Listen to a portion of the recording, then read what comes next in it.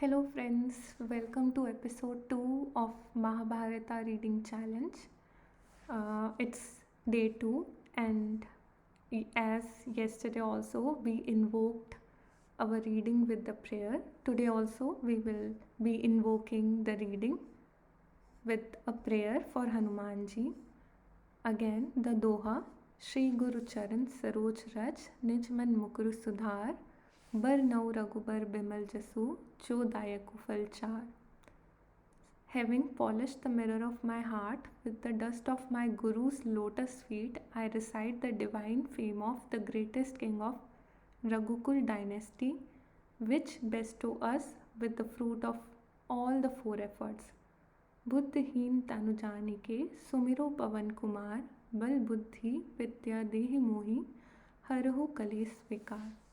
Knowing that this mind of mine has less intelligence, I remember the son of wind, that is Hanumanji, granting me strength, wisdom, and all kind of knowledge, removes all my suffering and shortcomings. Also a prayer of Bajrang Ban, which says, Nishche prem pratit te, bine karu sanman, तेहि के काज सकल सुख सिद्ध करे हनुमान. जय हनुमंत संत हितकारी, सुन लीजिए प्रभु अर्ज हमारी. जन के काज विलंब न कीजिए, आतुर तोर महासुख दीजिए.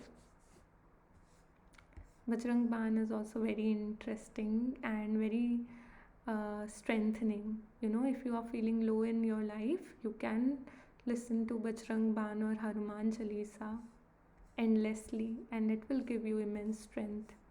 Okay, so yesterday we already read actually this also, sixth chapter also.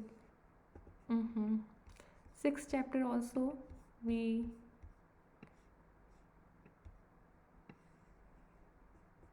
covered yesterday. Okay, so today is Yayati, Vidura, Kunti Devi, death of Pandu, Bhima, Karna. Let's see how many we can cover today chapters. So today I will be marking them with, maybe let's see,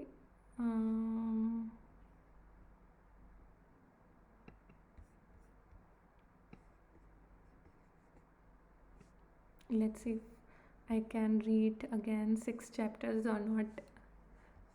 Okay, I think you already now, as you have seen the video, you must be remembering what happened in these 6 chapters. Now let's start with another 6 chapters.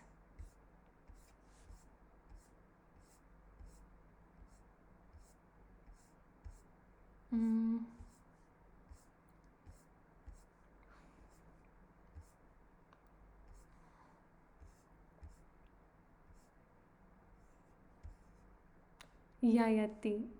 So yesterday we read already how this Shukracharya's daughter married to Yayati.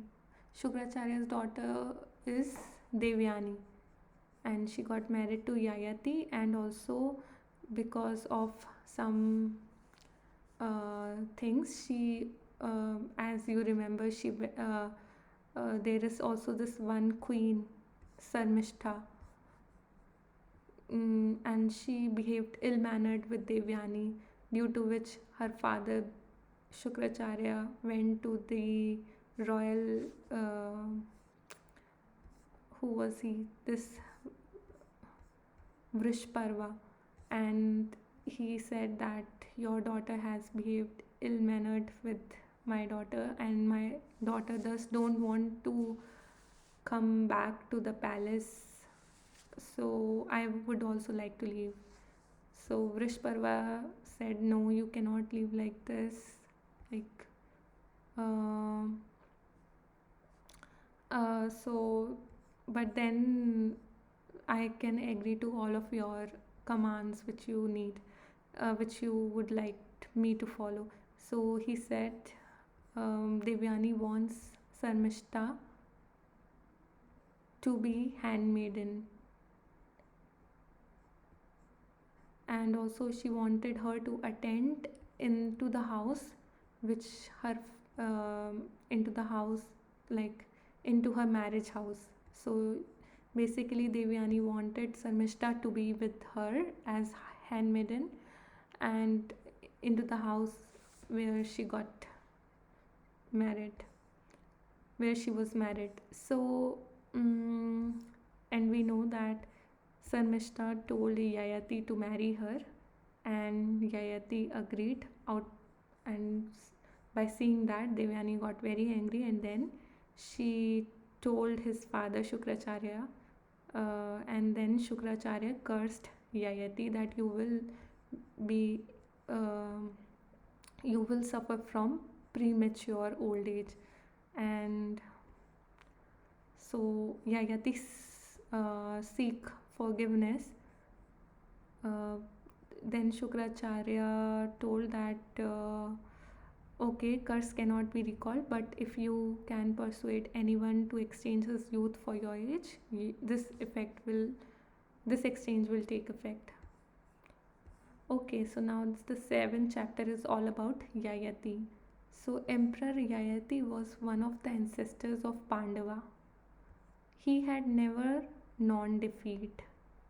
So he had never known defeat. There are very few people who doesn't know how, like who does not know the feeling of being defeated. He followed he followed the dictates of the Shastra, adored the gods, and venerated his ancestors with intense devotion. He became famous as a ruler devoted to the welfare of his subjects, but as has already been told, he became prematurely old by the curse of Shukracharya for having wronged his wife Devyani. In the words of the poet of Mahabharata, Yayati attained that old age which destroys beauty and bring on miseries. It is needless to describe the misery of youth suddenly blighted into age, where the horrors of loss are accentuated by pangs of recollection. Yayati, who found himself suddenly an old man, was still haunted by the desire for sensual enjoyment. He had 5 beautiful sons, all virtuous and accomplished. Yayati called them and appealed piteously to their affection. The curse of your grandfather Shukracharya has made me unexpectedly and prematurely old. I have not had my fill of the joys of life for not knowing what was in store for me. I lived a life of restraint, denying myself even lawful pleasures. One of you ought to bear the burden of my old age and give his youth in return. He who agrees to this and bestows his youth on me will be the ruler of my kingdom. I desire to enjoy life in the full vigor of youth. He first asked his eldest son. That son replied, O great king, women and servants will mock at me if I were to take upon myself your old age. I cannot do this. Ask of my younger brothers who are dearer to you than myself. When the second son was approached, he gently refused with the words, Father, you ask me to take up old age. That destroys not only strength and beauty but also I see wisdom. I am not strong enough to do so. The third son replied, An old man cannot ride a horse or an elephant. His speech will falter. What can I do in such a helpless plight? I cannot agree. The king was angry and disappointed that his 3 sons had declined to do so as he wished, but he hoped for better from his fourth son, to whom he said, You should take up my old age. If you exchange your youth with me, I shall give it back to you after some time and take back the old age with which I have been cursed. The fourth son begged to be forgiven, as this was a thing he could by no means consent to. An old man had to seek the help of others even to keep his body clean, a most pitiful plight. No much as he loved his father, he could not do it. Yayati was struck with sorrow at the refusal of four sons, still hoping against hope. Oh, this is nice. Hoping against hope. He supplicated his last son, who had never yet opposed his wishes. You must save me. I am afflicted with this old age, with its wrinkles, debility, and grey hairs. As a result of the curse of Shukracharya, it is too hard a trial. If you will take upon yourself these infirmities, I shall enjoy life for just a while more and then give you back your youth and resume my old age and all its sorrow. Pray, do not refuse as your elder brothers have done. Puru, the youngest father, moved by filial, filial, filial love. Oh, let's see the meaning. Unconditional, maybe.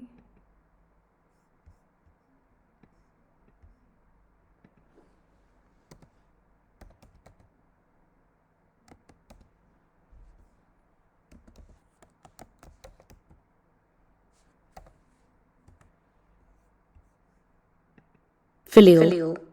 Filial.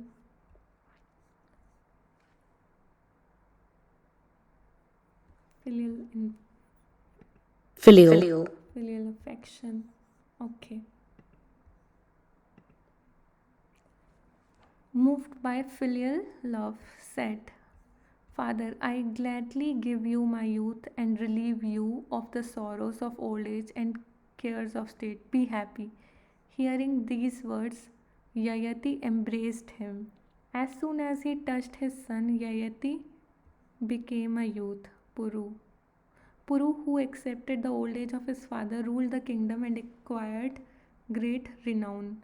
Yayati enjoyed life for long and, not satisfied, went later to the garden of Kubera and spent many years with an Apsara maiden. After long years spent in vain efforts to quench desire by indulgence, the truth dawned on him. Returning to Puru, he said, Dear son, sensual desire is never quenched by indulgence any more than fire is by pouring ghee in it. I had heard and read this, but till now I had not realized it. No object of desire, corn, gold, cattle, or woman, nothing can ever satisfy the desire of men. We can reach peace only by a mental poise, beyond likes and dislikes, such as the state of Brahman. That's very nice. Take back your youth and rule the kingdom wisely and well.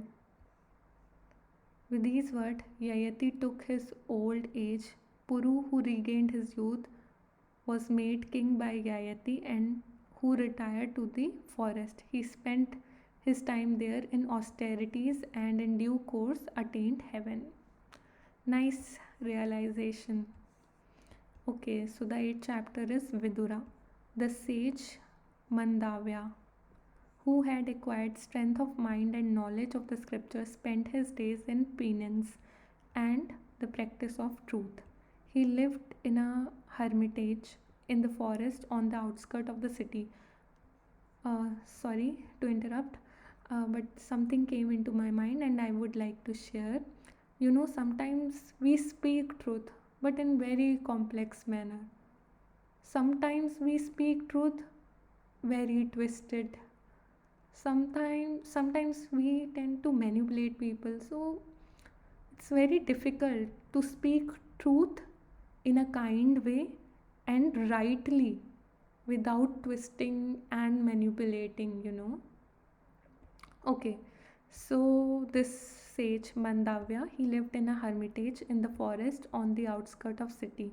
One day, while he was immersed in silent contemplation under the shade of tree outside his hut of leaves, a band of robbers fled through the woods with officers of the king in the hot pursuit. The fugitives entered the ashram thinking that it would be a convenient place to hide themselves in. They placed their booty in a corner and hid themselves. The soldier of the king came to the ashrama, tracking their footsteps. The commander of soldiers asked Mandavya, who was wrapped in deep meditation, in a tone of peremptory command. Did you see the robbers pass by? Where did they go? Reply at once, so that we may give chase and capture them. The sage, who was absorbed in yoga, remained silent. The commander repeated the question insolently, but the sage did not hear anything. In the meantime, some of the attendants entered the ashrama and discovered the stolen goods lying there. They reported this to their commander. All of them went in and found the stolen goods and the robber who were in hiding. The commander thought, now I know the reason why the Brahmana pretended to be a silent sage. He is indeed the chief of these robbers. He has inspired this robbery. Then he ordered his soldiers to guard the place, went to the king and told him that the sage Mandavya had been caught with the stolen goods. The king was very angry at the audacity of the chief of the robbers, who had put on the garb of a Brahmana sage. The better to deceive the world. Without pausing to verify the fact, he ordered the wicked criminal, as he thought him to be, impaled.